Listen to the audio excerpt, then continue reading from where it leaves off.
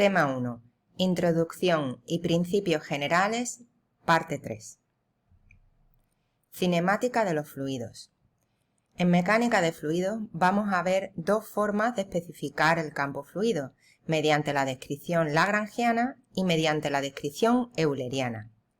En la descripción lagrangiana, cada punto del fluido se identifica mediante su posición inicial y se sigue en el tiempo la evolución de su posición y de sus magnitudes fluidas. Esto da lugar al concepto de trayectoria, que no es más que la posición en sucesivos instantes de t del punto material que en el instante t sub 0 estaba en la posición x sub 0. La variable fundamental es la posición. X y t son variables dependientes. La velocidad se obtiene derivando la trayectoria y la aceleración derivando la velocidad. En la descripción lagrangiana yo me fijaría en un punto material que en t sub 0 está en x sub 0. En t sub 1 se encuentra en x sub 1 y en t sub 2 se encuentra en x sub 2. Uniendo las posiciones de esta partícula material, obtendría la trayectoria. La velocidad se obtendría simplemente por derivación de la trayectoria y la aceleración derivando dos veces la trayectoria. Como podemos comprobar, la variable fundamental es la posición y tiempo y posición son variables dependientes. En la descripción euleriana no se sigue a los puntos materiales, sino que se especifican las magnitudes fluidomecánicas en cada punto x y en cada instante t. X y t son variables independientes y la variable fundamental es la velocidad. Imaginad que estuviésemos interesados en conocer el campo de velocidades en el cauce de un río. Vamos a dibujarlo visto desde arriba. Vamos a suponer que tiene aquí un estrechamiento. Esta sería una de sus orillas, esta sería la otra, y vamos a imaginar que tenemos un caudal constante. Vamos a realizar un mallado en los puntos de mi dominio fluido y vamos a suponer pues que, por ejemplo, aquí la velocidad es de 1 metro por segundo, aquí de 2, aquí de 4 y aquí de 5. Lógicamente, por la condición de adherencia, todos estos puntos tienen velocidad nula, lo mismo que estos puntos de aquí, ya que estas paredes están fijas. Pues bien, en la descripción euleriana, una partícula fluida viene por aquí y se coloca en este punto. En el momento en que se coloca en ese punto, su velocidad es 1 metro por segundo. Ahora esta partícula viene por aquí y se coloca aquí. Y en ese momento su velocidad es de 5 metros por segundo. Y si continúa su viaje hasta aquí, pues su velocidad será de 0 metros por segundo. Dentro de un rato vendrá otra partícula que podrá colocarse también aquí. Y en ese momento será su velocidad 1 metro por segundo. Como podéis ver en la descripción euleriana, a mí me interesa lo que vale la velocidad en cada x y en cada t. Pero me da igual la partícula que esté en ese punto y en ese instante. Eso es irrelevante para mí. En la enseñanza virtual os he colgado dos vídeos. Uno explicando la condición de adherencia y otro donde se hace algo más de hincapié en las diferencias entre la descripción euleriana y la descripción lagrangiana. Vamos a ver un repaso de los distintos tipos de movimientos. En realidad esto no forma parte de esta asignatura, pero como me consta que a veces os cuesta entender los enunciados, pues vamos a verlo. El primer tipo de movimiento que nos vamos a encontrar es el movimiento estacionario. Un movimiento es estacionario cuando la velocidad no depende del tiempo. Pero ojo, esto no significa que sea constante. Puede depender de X. Además, un movimiento puede ser estacionario en un sistema de referencia y no serlo en otro.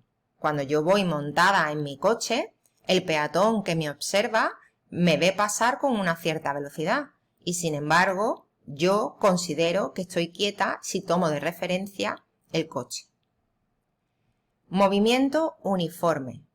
Un movimiento es uniforme cuando la velocidad no depende de la posición. Esto no quiere decir que sea constante, ya que puede depender del tiempo. Movimiento plano. Un movimiento es plano cuando la velocidad es perpendicular a una dirección. Por ejemplo, si fuera la dirección E sub z, el vector velocidad tendría componente v sub x, que dependería de x, de y, de z y de t, y componente v sub y, que dependería de x, de y, de z y de t. En un movimiento plano, si yo me fijo en el plano XY, una partícula no puede salirse del plano, ya que la componente v sub z es 0. Y lo mismo va a suceder en cualquier otro plano, paralelo al XY. La partícula no puede salirse del plano. En el movimiento plano, lo que sucede en un plano no tiene nada que ver con lo que sucede en el otro plano, porque la velocidad depende de z. Movimiento bidimensional. En el movimiento bidimensional, además de tener la velocidad perpendicular a una dirección, la velocidad no varía en dicha dirección. Es decir, la velocidad tendría una componente vx que depende de x, de y y de t, no depende de z, y una componente vi que depende de x, de y y de t. En el movimiento bidimensional, lo que sucede en un plano XY es lo mismo que sucede en todos los planos XY. Es decir, la velocidad de este punto es la misma que la del punto homólogo, porque no solo la componente v sub z es 0, sino que la velocidad no depende de z. Y por tanto, conociendo el movimiento en uno de los planos, tenemos identificado el movimiento en todo el dominio fluido. Por último, el movimiento asilsimétrico, que es aquel que presenta simetría de revolución con respecto a un eje E sub z. En el movimiento asilsimétrico, el vector velocidad tiene una componente v sub r, que depende de r, de z y de t, no depende de θ, una componente v sub θ, que depende de r, de z y de t, y una componente v sub z, que depende de r, de z y de t. Es decir, la componente θ no aparece, pero eso no quiere decir que v sub θ sea 0, que es lo que me ponéis a veces en los exámenes. Línea fluida.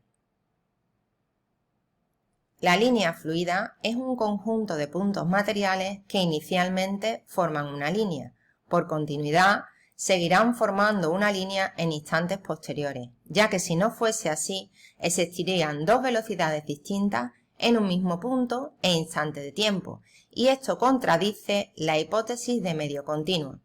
Por tanto, si la línea fluida es cerrada en t, va a ser cerrada siempre. La línea fluida se mueve con la velocidad del fluido, que es la incógnita de nuestro problema. Imaginad que estuviésemos en la habitación de nuestro cuarto, que va a tener una ventana y una puerta. Y yo voy a estar aquí con un spray en mi mano derecha de color rojo. Imaginad que yo pudiera pintar con ese spray el aire que me rodea. Pues yo pintaría una línea, la que yo quiera, que he elegido su forma y posición en T sub 0. Ahora abro la ventana y la puerta. Y como resultado, pues la línea fluida se va a ir moviendo. ¿Cómo? Pues no tengo ni idea. No tengo ni idea, pues porque yo no conozco la velocidad de mi campo fluido. Es la incógnita de mi problema. Yo no sé dónde va a estar en T sub 1, ni sé dónde va a estar en T sub 2. Lo que sí sé es que, como es una línea fluida, las partículas que estaban en T sub 0, que son Pepe, Juan y Antonio, van a seguir formando parte de la línea fluida en T sub 1 y en T sub 2. Porque para que esto no suceda, esta línea tendría que dividirse en dos en algún momento y tendríamos que tener dos velocidades diferentes en un mismo punto.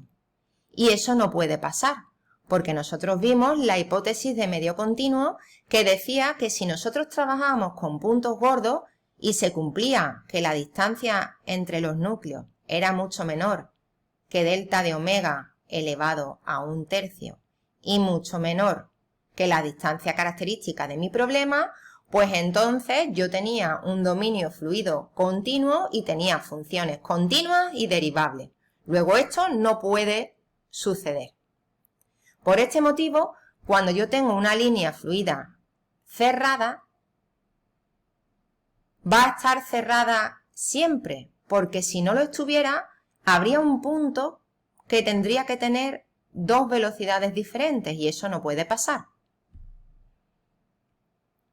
Si extendemos la idea de la línea fluida a R2, llegamos al concepto de superficie fluida y si lo extendemos a R3, al concepto de volumen fluido. Una partícula fluida es un volumen fluido infinitesimal.